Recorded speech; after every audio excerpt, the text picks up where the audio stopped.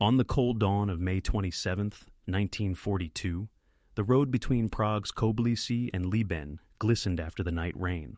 An open Mercedes with Reich protector Reinhard Heydrich was heading to Prague Castle, while at the intersection by the Bend, two young men in khaki coats were waiting.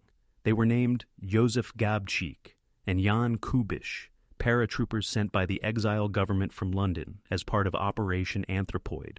The attack, which they had planned for months, was meant to shake the Third Reich's reputation of being invincible and restore the Czechs' faith that the occupation would not be eternal. However, Gabčík's submachine gun barrel jammed. The decisive blow was delivered by Kubiš's bomb packed with plastic explosive. Heydrich, mortally wounded by shrapnel, still tried to shoot, but soon collapsed. When the ambulance rushed to the hospital, his coat was soaked with blood and leather from the torn seat. Residents along the route understood that something unprecedented had happened. Fear slowly turned into suppressed joy. Within 7 days, he died in the hospital at Bulovka, and the Nazi leadership fell into fury. In Berlin, Hitler allegedly roared that Bohemia and Moravia must be turned into a sea of blood.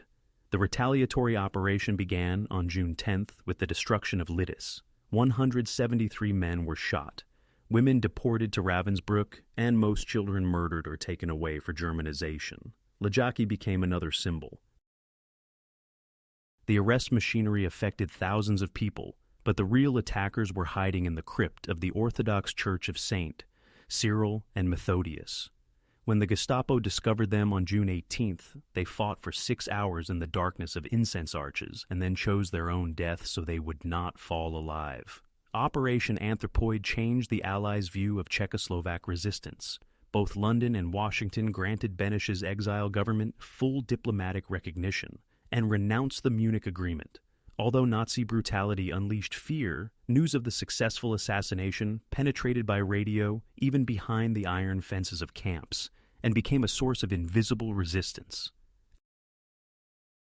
After the war, the names of Gabčík and Kubiš returned to street maps and textbooks to remind that the courage of a handful can overturn the history of an entire country.